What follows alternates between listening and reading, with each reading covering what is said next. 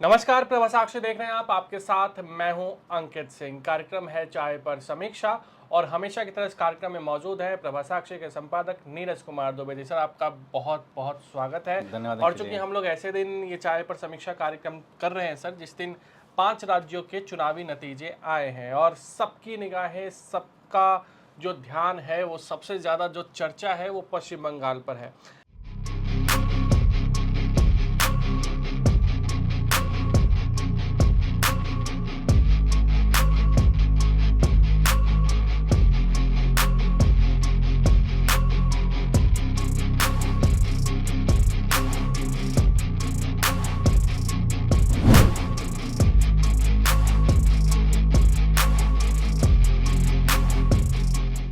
भले ही आईपीएल में Kolkata night Riders की टीम अच्छी हालत में नहीं है, जी, लेकिन वहां पर बीजेपी गई है और डबल सेंचुरी लगा रही है। जी, ठीक गुवाहाटी में राजस्थान रॉयल्स जब तक वहां खेल रही थी, गुवाहाटी में वो लगातार जीत रही थी, लेकिन जैसे ही वो गुवाहाटी से बाहर निकली, उसके लिए जीतना मुश्किल हो गया। वैसे ही गुवाहाटी में बीजेपी ने भी सेंचुरी जड़ दिया है, जी, यानी असम में। जी, अगर दक्षिण में चलें, तमिलनाडु में से सत्ता में थी, उसकी भी नैया लड़खड़ा गई है, जैसे सीएसके की लड़खड़ा रही है। जी, 5 बार की चैंपियन वो जरूर है, लेकिन डीएमके बिल्कुल मझधार में फंस गई हुई है और तीसरे नंबर की पार्टी बन गई है। जी, केरल में बाजी पलटी है, 10 सालों के बाद वहां पर यूडीएफ सत्ता में आई है जी, और वामपंथ का एकमात्र किला वो भी ढह गया है जी, और पुडुचेरी में एनडीए को बढ़त हासिल है। जी। तो सबसे पहले शुरुआत हम ए से करें या फिर बंगाल से करें? कहीं से भी कर सकते हैं, बंगाल चलिए, चर्चा तो में तो बंगाल। बंगाल से ही शुरू करते हैं सर। जी, बंगाल के जो चुनावी नतीजे हैं, जी, 200 प्लस, जो जी, अभी तक हम लोग जब वीडियो शूट कर रहे हैं जी, लगभग 7 बजे के आसपास, 200 प्लस जी, स्कोर है बीजेपी का। जी। ऐसी उम्मीद थी आपको? नहीं, देखिए बीजेपी वाले ऐसे भी उम्मीद नहीं कर रहे होंगे। बीजेपी के भी नेताओं से हमारी जो बातचीत हुई थी, हम्म। उन्होंने ये विश्वास जताया था और ग्राउंड पर जो लोग काम कर रहे थे, उन लोगों ने भी ये अपनी रिपोर्ट में ये कहा था कि 160 से 170 सीटें तक हम्म। हमारी आ सकती हैं। यानी स्पष्ट बहुमत मिल जाएगा, लेकिन लगभग 170 के आसपास रहेंगी।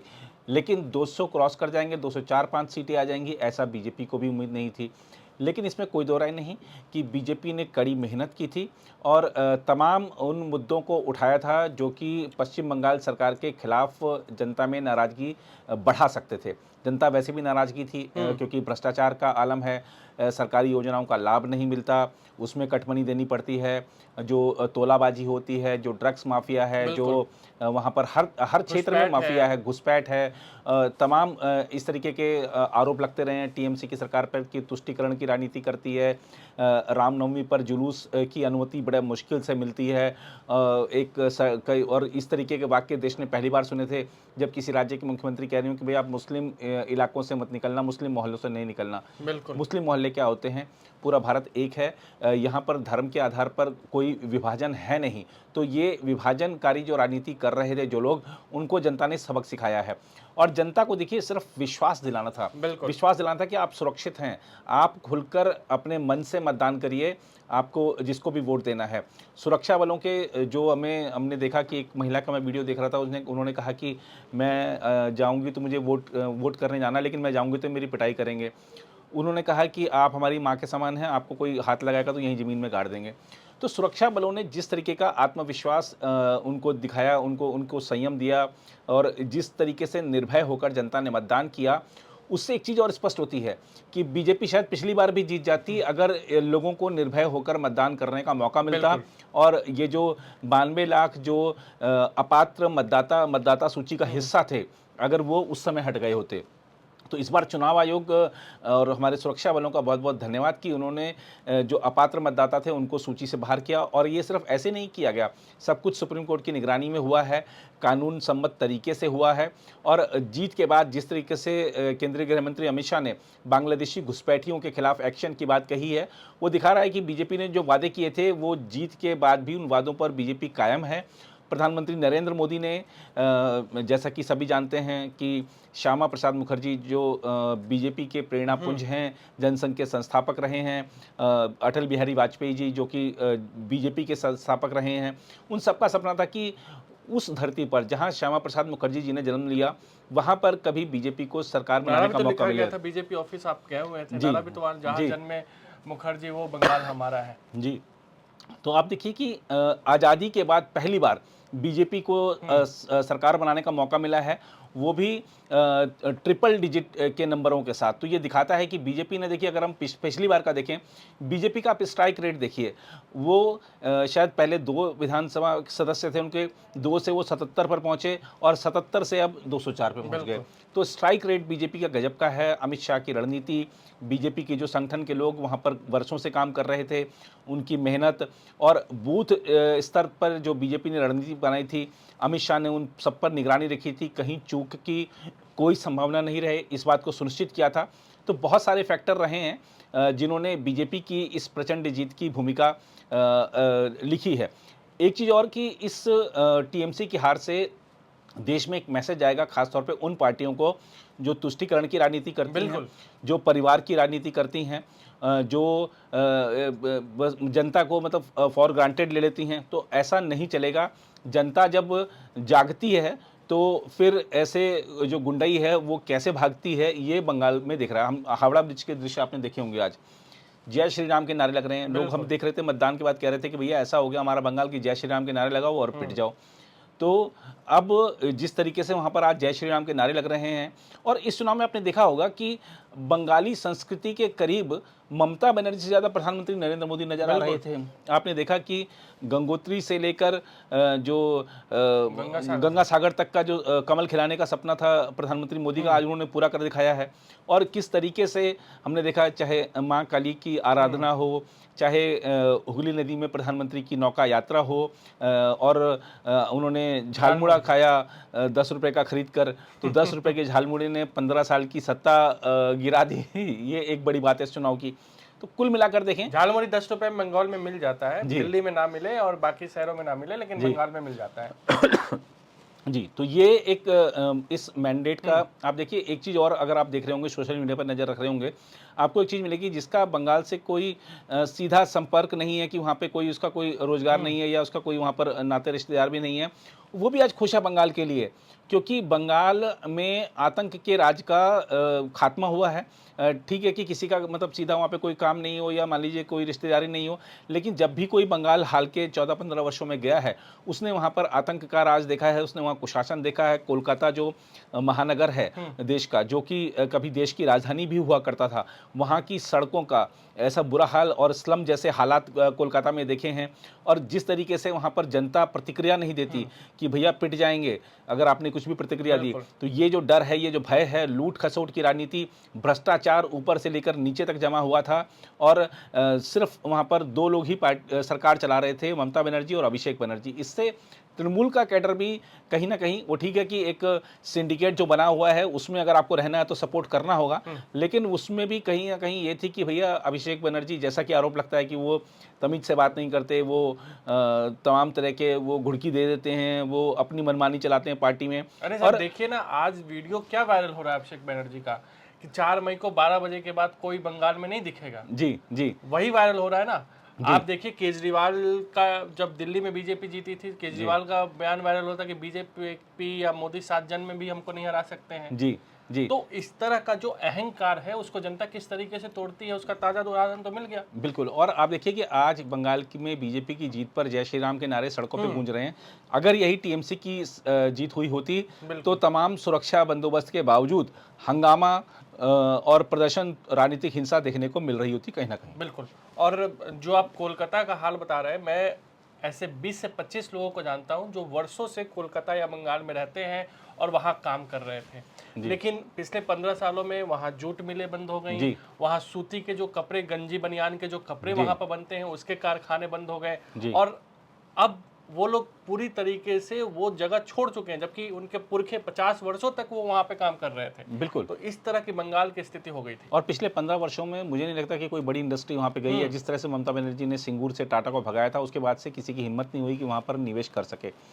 बंगाल में निवेश की सख्त और जरूरत आज है। वो सिंगूर की भूमि बंजर है, जी। किसी काम लायक नहीं किसी है। काम लायक नहीं है, तो वो बंगाल को निवेश की जरूरत है। अब जब वहाँ पर कानून व्यवस्था सुदृढ़ होगी, वहाँ पर हालात सुधरेंगे, भ्रष्टाचार खत्म होगा, तो निवेश भी आएगा। और अब आप देखिए कि बंगाल की जो सूरत है वो कैसे बदलेगी। अगले 5 वर्ष हैं बीजेपी के पास, और जिस तरीके से जीत के साथ ही चाहे प्रधानमंत्री हों, केंद्रीय गृह मंत्री हों, बीजेपी अध्यक्ष हों, जिस तरीके से अपने अपने शुभकामना संदेशों में उन्होंने अपने वादों को पूरा करने की बात कही है, वो दिखा रहा है कि बीजेपी ने जो संकल्प लिया है उसको सिद्ध करके दिखाएगी। लेकिन ममता बनर्जी बैकफुट पर पहले दिन से नजर आ रही थी। जिस जी। तरीके से वो एग्रेसिव कैंपेन करती है, एग्रेसिव जी। बातें कहती हैं, वो पहले दिन से ही सिर्फ ऐसा लग रहा था कि वो अपना बचाव कर रही हैं। जी।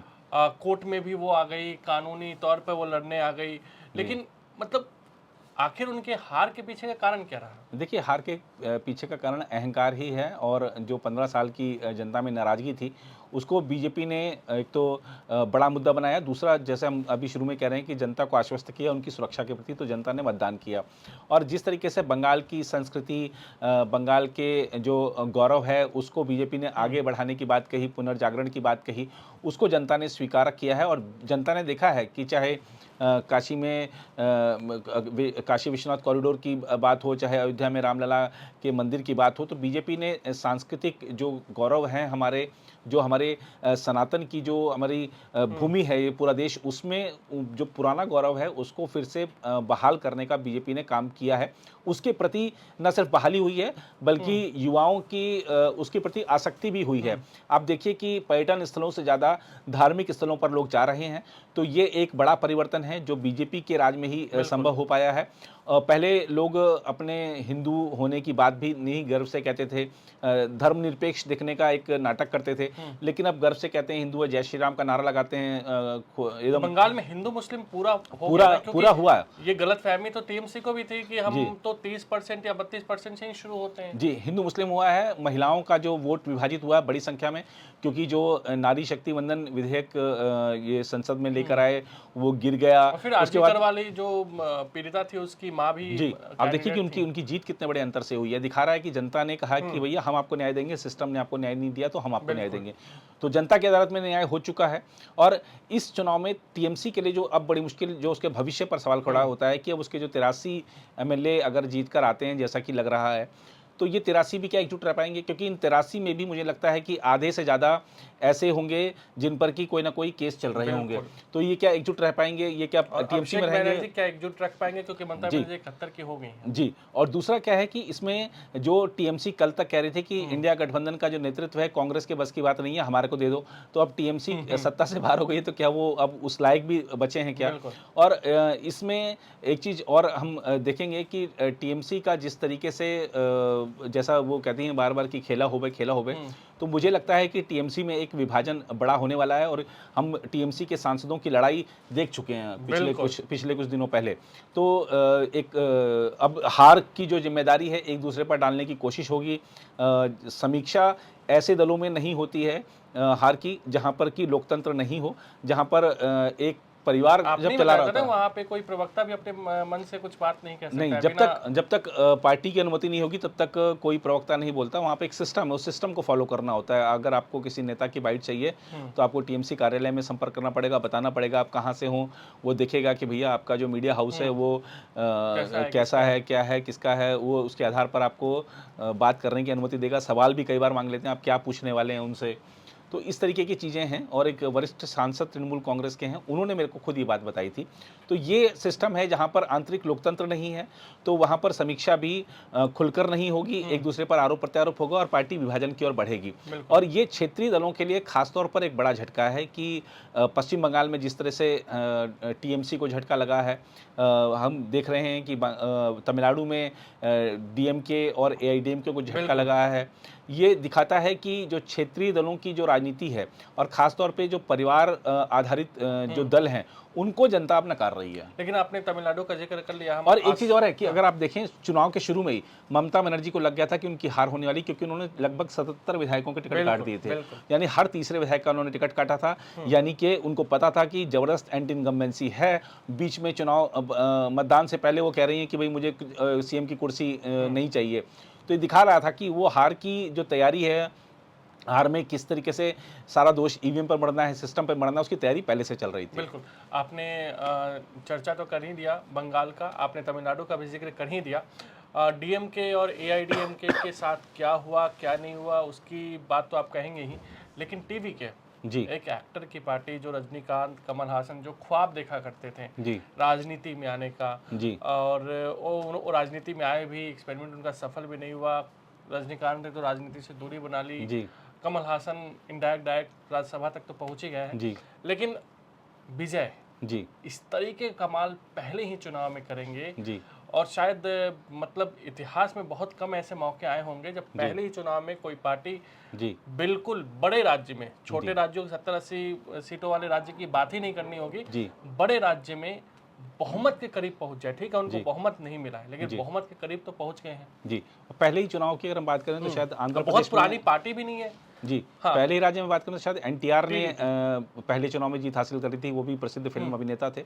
और विजय ने जो काम किया है उसके लिए वो 1.5-2 साल से मेहनत कर रहे थे, अपनी पार्टी बनाई थी। एक हालांकि करूर भगदड़ का जो मामला था उनके लिए एक वो बड़ा ऐसा मामला बन गया था जो कि जिससे पीछा नहीं छुड़ा पा रहे थे, क्योंकि बड़ी संख्या में लोगों की मृत्यु हो गई थी भगदड़ की स्थिति होने की वजह से। मामला अदालत में भी है, उनके खिलाफ एफआईआर्स भी हैं, तो एक उनके लिए मुश्किल हो गई थी। डीएमके की सरकार ने उनको घेरने की भी कोशिश की इस मुद्दे पर, लेकिन अगर आप देखेंगे कि वो जो नायक है ना वो अचानक से नहीं बने हैं। वो तो देखिए वो जो नायक है ना वो एकदम से नहीं बने हैं। अगर आप उनकी फिल्मों को देखेंगे तो वो फिल्मों में आम एक ऐसा नायक जो सिस्टम के खिलाफ लड़ता है, जनता को न्याय दिलाता है, ऐसे व्यक्ति की वो छवि बना चुके थे। और जिस तरीके से देखिए विजय की जो जीत है ना वो अपने आप में एक इस मायने में जीत है कि एक तो उन्होंने द्रविड़ दलों की जो रस्साकशी चलती थी कि भैया या तो ये आएंगे या तो ये 50 आएंगे, सालों की ये द्रविड़ मॉडल है ना जी वहाँ पे। उसको खत्म किया। दूसरा उन्होंने वहां पर जिस तरीके से चुनावी रिश्वत दी जाती थी, विजय ने कहा मैं आपको रिश्वत नहीं दूंगा, मैं आपको आपका हक दूंगा। उन्होंने जो जिस तरीके से डीएमके आईडीएमके ने पैसा बांटा, जो कि आरोप लगते रहे हैं, ऐसा कुछ नहीं किया।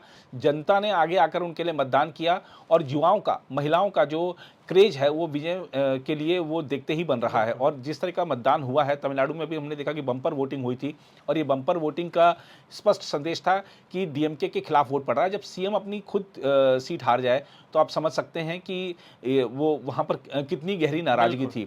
और वो मुद्दों को भटकाने के लिए डिलिमिटेशन बिल के खिलाफ बयान दे रहे थे, वो महिला आरक्षण बिल के खिलाफ बयान दे रहे थे, लेकिन उनकी पहन के वो बिल को जलाना, हाँ, लेकिन उनकी अपनी जमीन खिसकी हुई थी, ये बात उनको शायद पता नहीं थी। तो आज डीएमके खासतौर पर जो उनके बेटे हैं वो जो सनातन विरोधी बयान देते थे और डीएमके प्रमुख उनका संरक्षण करते थे, तो आज उनको भी शायद अकल आई होगी कि भैया ये सब लोगों ने किस तरीके से उनको बाहर बैठा दिया है। एआईडीएमके का देखिए एक चीज स्पष्ट थी पहले से कि पार्टी जो है वो जब से वहां पर पहले दिन से कहते रहे हैं जी, पनीर सेल्वम के पास जब पलानी स्वामी के पास जब से आई है, तब से एक चीज वहां पर दिखने को मिल रही है कि पार्टी के जो बड़े नेता थे, पुराने नेता थे जो जयललिता के साथ के थे, वो अलग हो गए थे। हमने देखा कि पनीर सेल्वम वो जाके डीएमके में शामिल हो गए। हमने देखा कि शशिकला ने अपनी अलग पार्टी बना ली, और भी एक नेता हैं उन्होंने भी अपनी अलग पार्टी बना ली। तो ये जो एआईडीएमके के जो कई सारे गुट बन गए, अच्छा, और इन गुटों का जो प्रभाव था वो एक खास क्षेत्र पर ही था। तो उसी खास क्षेत्र पे जहाँ पे एआईडीएमके का प्रभाव है, वहाँ पर जब 4 गुट लड़ेंगे तो जाहिर सी बात है कि नुकसान सबको होगा। और विजय की जो आंधी चल रही थी उसमें सबको नुकसान हो गया है। बीजेपी के लिए बड़ा नुकसान ये है कि बीजेपी ने अन्नामलाई की बात नहीं सुनी और एआईडीएमके के साथ गठबंधन कर लिया। अन्नामलाई ने वहां पर बीजेपी को 4-5% से उठा के 12-13% तक पहुंचाया था। आज बीजेपी वापस अगर 3% तक पहुंच रही है तो इसमें बीजेपी की बड़ी गलती है कि अन्नामलाई की बात नहीं सुनी। अन्नामलाई सीधा वही चाहते थे जो विजय चाहते थे कि द्रविड़ दलों की जो राजनीति है उसको खत्म करना है, इसलिए इनके पास जाना ही नहीं है। और ये चीज विजय ने करी और वो देखिए कहाँ आगे बढ़ गए। वही अन्नामलाई करना चाह रहे थे लेकिन उनको करने नहीं दिया गया। तो दक्षिण में बीजेपी का क्या होगा, क्योंकि अच्छी खबर तो केरल से भी नहीं है। जी नहीं, पर केरल में आप देखिए कि ठीक है कि सरकार पहले भी था, पता था कि नहीं बनेगी बीजेपी की, क्योंकि बीजेपी के पास वहाँ पर ठीक है कि जो शहरों में बीजेपी ने आधार बनाना शुरू किया है। खासतौर पर हमने देखा कि तिरुवनंतपुरम नगर निगम चुनाव में बीजेपी ने अपनी सत्ता कायम की, कुछ नगर पालिकाओं में सत्ता कायम की, लेकिन बीजेपी का जो सरकार बनाने जैसी स्थिति में बीजेपी नहीं थी। बीजेपी के लिए था कि हमको अपना यहाँ पर खाता खोलना है। जिस तरह से कांग्रेस के लेकिन नेता एक जगह मिलती हुई तो दिखाई दे रही है, लेफ्ट कमजोर हो गई जी, और वहाँ पर जिस तरीके से वो कह रहे थे कि लेफ्ट वाले और कांग्रेस वाले की बीजेपी अपना खाता भी नहीं खोल पाएगी। 3 लोग जीत कर आए हैं, अपने आप में बड़ी बात है। इससे पहले एक ही व्यक्ति जीता था, वो भी पिछली से पिछली बार। तो इस बार 3 लोग जीत कर आए हैं। तो और बंगाल में भी 3 लोग ही जीते। हाँ, तो और 3 लोग जीत कर आए हैं, एक लोकसभा सांसद भी है। तो केरल में बीजेपी ने अपनी जड़ें जमाना शुरू कर दिया है। आगे आने वाले समय में मेहनत तो जाहिर सी बात है करनी होगी। देखना होगा कि जैसा आपने सही कहा कि लेफ्ट क्योंकि अब खत्म हुआ है, विजयन साहब की उम्र हो चुकी है, तो अब नेतृत्व कौन करेगा कौन नहीं, ये आने वाले समय में देखना होगा। लेकिन एक चीज़ है कि केरला ने भी एक संदेश दिया है कि लेफ्ट का शासन पूरे भारत से खत्म। बिल्कुल, हम केरल की ही बात कर रहे हैं, लेकिन केरल में देखिए कांग्रेस को संजीवनी तो मिली गई जी। 3 राज्यों की पार्टी थी, अब चौथे राज्य में भी आ गई है जी। अब उसमें ठीक है मुस्लिम लीग का उस पर कितना कंट्रोल होगा, लेकिन केरल के लिए तो अच्छी खबर है। और कई कांग्रेस नेताओं के दिल की बात जो है वो भी हो सकता है सुन ली जाए, केसी वेणुगोपाल को वहाँ भेज दी जाए। जी। कई लोग चाहते भी हैं कि केसी वेणुगोपाल वहाँ चले जाए। जी, लेकिन केरल के लोग नहीं चाहते ना, और बीजेपी कांग्रेस के लिए ये जो जीत है ना, ये मुश्किलों का सबब बनने वाली है, क्योंकि केसी वेणुगोपाल चाहते हैं कि वो सीएम बने, लेकिन वहाँ पर जो विपक्षी नेता थे वी.डी. सतीशन, पुराने जो वरिष्ठ नेता है रमेश चन्नीथला है ना, और भी कई नेता हैं ऐसे, शशि थरूर हैं, और भी कई नेता हैं जो प्रदेश अध्यक्ष भी हैं वहाँ पर कांग्रेस के। सब लोग हैं इस रेस में कि सीएम हमको बनना है, सीएम किसी एक को मिलेगा। अगर केसी वेणुगोपाल चले जाते हैं तो क्या बाकी सारे नेता साथ देंगे वहां पर, क्योंकि जो वीडी जो सहयोगी हैं यूडीएफ में, वो सतीशन का नाम आगे बढ़ा चुके हैं कि भाई हम तो सतीशन के साथ हैं। लेकिन क्या केसी वेणुगोपाल अपना मोह सीएम की कुर्सी का छोड़ पाएंगे जब उनको पता है कि अब तो सीएम की कुर्सी सामने रखी है? तो ये अब देखने वाली बात होगी। और खासतौर पर आप देखिएगा कि जो केरल में कांग्रेस के समक्ष वैसी ही स्थिति आने वाली है जैसे कर्नाटका में सिद्धारमैया डीके शिवकुमार की है, वहां पर हिमाचल प्रदेश में विक्रमादित्य सिंह और सुखविंदर सिंह सुक्खू की है।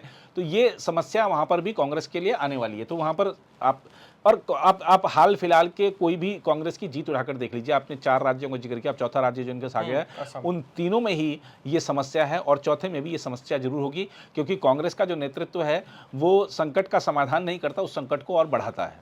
बिल्कुल, लेकिन अब चलते हैं हम असम की ओर। जी, असम के चाय बागानों की खुशबू जो है वो दिल्ली तक तो पहुंच ही रही थी, लेकिन हिमंत बिश्व शर्मा जी, इतने कॉन्फिडेंट वो पहले दिन से थे जी, वो आखिरी दिन तक भी रहे, और उन्होंने जो बातें कही थी 100 से ज़्यादा सीटें जीतेंगे हम जी, वो जीत रहे हैं। जी, गौरव गोगोई अपनी सीट हारेंगे, जी, वो हार रहे हैं। जी, चुनाव घोषणा के बाद प्रियंका गांधी को कमान मिली, लेकिन कांग्रेस में तोड़फोड़ लगातार जारी रही। जी, वो कहते रहे कि कांग्रेस जितने भी उम्मीदवार उतार रही है उसमें से 30 से 50% हमारे उम्मीदवार हैं। तो कांग्रेस के लिए जो असम में मुश्किलें थी और हिमंता ने जिस तरीके से मुश्किलें बढ़ाई, जी, हिमंता की रणनीति और असम के चुनाव के नतीजों को आप कैसे देखते हैं? देखिए, असम में बीजेपी को तो हिमंता बिस्वा शर्मा चलाते हैं। हमने पहले भी कहा कि कांग्रेस को भी वही चलाते हैं। कांग्रेस की बैठकों में क्या रणनीति बनी, क्या समीक्षा हुई, इसकी पूरी रिपोर्ट हिमंता बिस्वा शर्मा के पास होती है। तभी हिमंता बिस्वा शर्मा को पता होता है कि हमारा जो प्रतिद्वंदी है वो क्या कर रहा है, हमको कैसे उनकी इस रणनीति को मात देना है। और वो पूर्वोत्तर क्षेत्र के अमित शाह कहे जाते हैं, चाणक्य कहे जाते हैं भारतीय राजनीति के। और जिस तरीके से उन्होंने शासन चलाया है और सरकारी योजनाओं का लाभ खासतौर पे आधी आबादी पे, महिलाओं पे, लड़कियों पर तक पहुंचाया है, बिल्कुल पारदर्शिता के साथ। आप ना हिमंता बिस्वा शर्मा इतनी बड़ी जीत हासिल करेंगे, वो क्यों पहले दिन से आश्वस्त थे, ये उनकी सभाओं में देखने में मिल जाता है। उनकी सभाओं में आप जब देखते हैं दृश्य ही एक अलग होता है। हिमंता बिस्वा शर्मा स्टेज पर होते हैं, वो कोई भाषण नहीं दे रहे होते हैं, वो अपना लोकल अपना जो स्थानीय भाषा में जो गीत हैं वो चल रहे होते हैं, लोकगीत चल रहे होते हैं, पब्लिक भी डांस कर रही होती है, वो भी डांस कर रहे होते। तो एक खुशनुमा एक माहौल होता है उनकी सभाओं में। कोई नाराजगी जब कहीं दिखती ही नहीं तो आदमी विरोध में वोट क्यों देगा। उनकी आपने देखा होगा कि उनके प्रति जो दीवानगी है खासतौर पर आधी आबादी में, कि वो बस किसी तरीके से उनके साथ एक तस्वीर ले लें, उनको छू लें, उनसे बात कर लें, उनको अपनी जो समस्या है वो बता दें। और हिमंत बिस्वा शर्मा भी सिर्फ गुवाहाटी में बैठ के शासन करने वाले नहीं हैं। आप देखेंगे कि 5 साल जो उन्होंने सीएम पद पर रहे तो लगातार दौरे करते रहे हैं। असम बाढ़ से प्रभावित रहने वाले राज्यों में से एक है।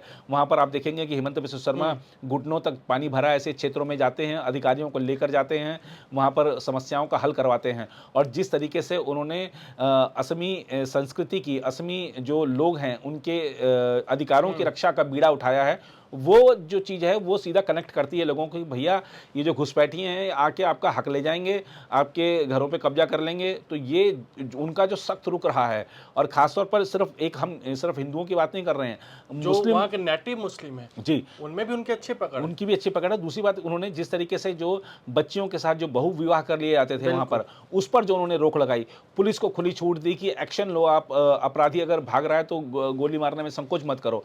ये जो शासन तंत्र था उसने असम से उग्रवाद की समस्या को खत्म कर दिया। उसने असम में निवेश, आज देखिए निवेश के मामलों में असम देश के अग्रणी राज्यों में बन चुका है।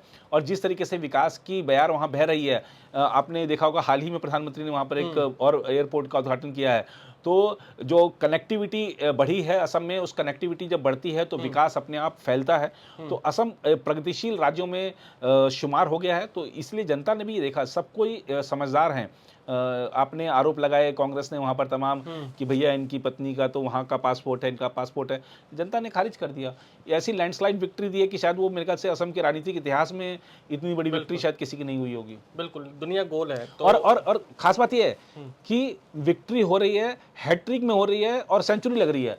अगर कई बार होता भी कि हैट्रिक कोई दल लगाता है तो ठीक है, लग गई तो खींच खांच के लगा देता है, यहाँ तो सेंचुरी के साथ लग रही है। तो ये दिखाता है कि उनके नेतृत्व पर जनता को कितना विश्वास है। न सिर्फ जनता को राज्य की, बल्कि केंद्रीय नेतृत्व को भी पूरा विश्वास है। असम का चुनाव पूरी तरह से उन पर छोड़ रखा था। बिल्कुल, दुनिया गोल है सर। तो हमने असम से बंगाल से शुरू किया, फिर बंगाल पे आ जाते हैं। बंगाल में सीएम कौन? जी, भाजपा का नेतृत्व बंगाल में कोई गैर भाजपाई करने जा रहा है? देखिए, ऐसा लगता है कि अगर हम ये देखें कि भैया शुभेंदु अधिकारी चूंकि स्वाभाविक उम्मीदवार हैं, विपक्ष के नेता रहे, 5 साल विधानसभा में संघर्ष किया, ममता बनर्जी से नंदीग्राम में टक्कर ली, भवानीपुर में टक्कर ली, तमाम मुद्दों पर घिरते रहे।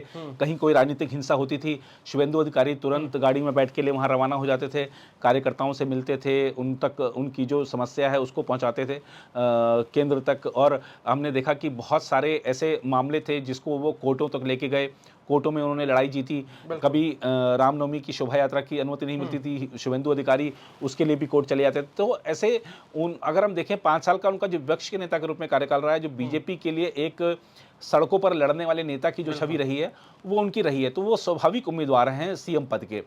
अब लेकिन चूंकि वो दूसरे दल से आए हैं और आए हुए बहुत ज़्यादा भी समय नहीं हुआ है, तो इसलिए सवाल उठता है कि क्या बीजेपी उनको बनाएगी। लेकिन बीजेपी ने ऐसे उदाहरण स्थापित किए हैं। हमने त्रिपुरा में देखा माणिक साहा को बनाया, हमने देखा असम में हिमंत बिस्वा शर्मा को बनाया, और भी बिहार में सम्राट चौधरी को बनाया। तो ये दिखाता है कि बीजेपी ये नहीं देखती है कि भैया वो वहाँ से आया है तो हम इसको सीएम नहीं बनाएंगे। लेकिन बंगाल में एक चीज़ और है कि सीएम पद के दावेदार बीजेपी में भी बहुत सारे हैं। दिलीप घोष हैं, सुकांत मजूमदार हैं, अग्निमित्रा पॉल हैं, जो राहुल सिन्हा अब तो खैर राज्यसभा के सांसद बन गए।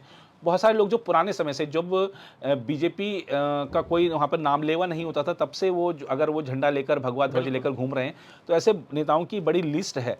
लेकिन मुझे नहीं लगता, सुकांत मजूमदार हैं तो या अभी प्रदेश अध्यक्ष हैं समीक भट्टाचार्य, प्रमाणिक, हाँ, तो कई सारे लोग हैं। तो लेकिन उनको क्या मिल जाएगा क्या सरकार का नेतृत्व करने का मौका? ऐसा इसलिए नहीं लगता क्योंकि ये लोग अपने अपने क्षेत्रों में नेतृत्व करते रहे हैं, पार्टी का अपने क्षेत्रों की बात रखते रहे हैं।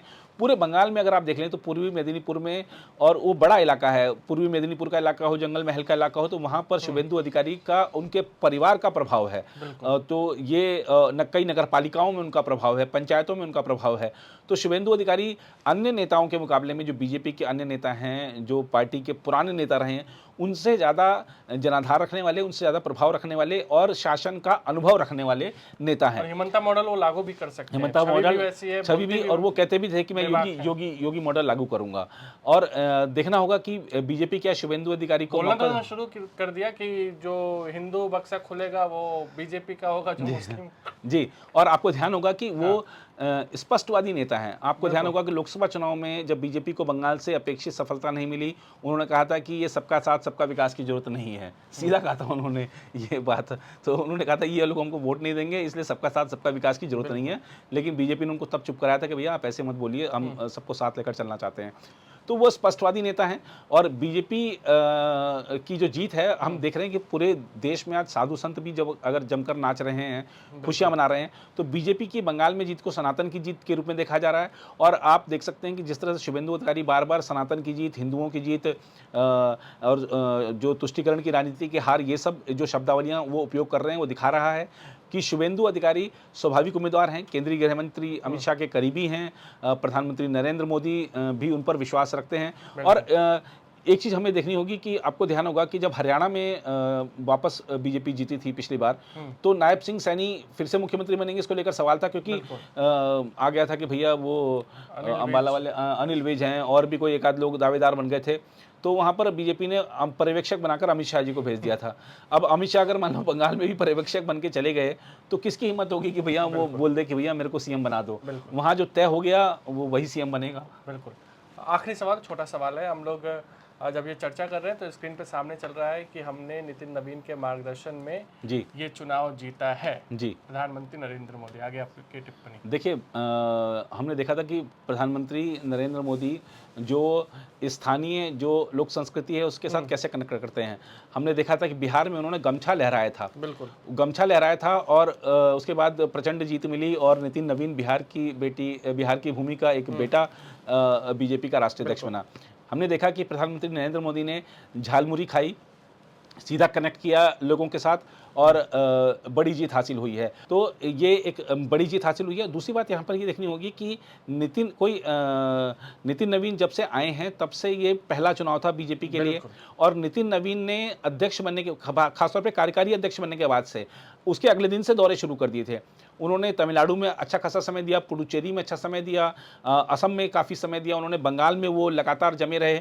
तो और बंगाल से उनका पुराना नाता भी रहा है। हमने कहीं पढ़ा भी कि शायद वो उनकी पढ़ाई लिखाई वहीं पर हुई है, शायद उच्च शिक्षा उन्होंने वहाँ हासिल की। तो बंगाल में उन्होंने जमकर मेहनत करी। और प्रधानमंत्री नरेंद्र मोदी ने जब बिहार चुनाव का जब परिणाम आया था, उसी दिन जब प्रधानमंत्री नरेंद्र मोदी विजयी संबोधन अपना दे रहे थे, तभी उन्होंने कहा था कि बिहार की जो जीत है ये बंगाल से होकर गुजरेगी। गंगा जो बहती है वो बंगाल होकर जाती है। जी, तो उस समय लोगों को पता नहीं था कि बिहार की धरती का बेटा राष्ट्रीय अध्यक्ष बनने वाला है, नितिन नवीन राष्ट्रीय अध्यक्ष बने। और ये विरले ही ऐसे लोगों को नसीब होता है कि आप किसी पार्टी की कमान आपके पास आई है और 3 राज्य आपकी झोली में आ जाए, ऐसा राज्य उसमें शामिल हो जाए जो असाध्य रही है आपके पास, असाध्य रही है, जो आज तक आज़ादी के बाद से जीते ही नहीं थे। और वहाँ पर पुडुचेरी में सरकार वापस आ गई इनकी, और तमिलनाडु में तो चलो अच्छा प्रदर्शन नहीं रहा, लेकिन केरला में 3 सीटें आ गई। तो ये दिखाता है कि नितिन नवीन का जो बीजेपी लेकर आई है ये शुभ साबित हुआ है। वैसे बीजेपी के लिए 3 शुभ साबित हो रहा है, क्योंकि जनसंघ ने भी पहला चुनाव में 3 सीटें जीती थी, वो भी बंगाल से। जी, और बंगाल में सरकार बनाने जा रही है। जी, तो 3 अभी केरल में भी आए हैं, तमिलनाडु में भी आए हैं। जी।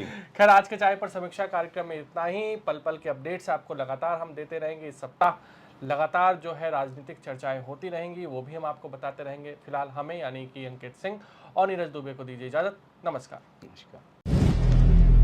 अगर आप भी लेना चाहते हैं देश दुनिया की तमाम जानकारी, तो आज ही सब्सक्राइब करें हमारे चैनल को। साथ ही नीचे दिए बेल आइकन को जरूर दबाएं ताकि हर अपडेट आप तक पहुंच सके।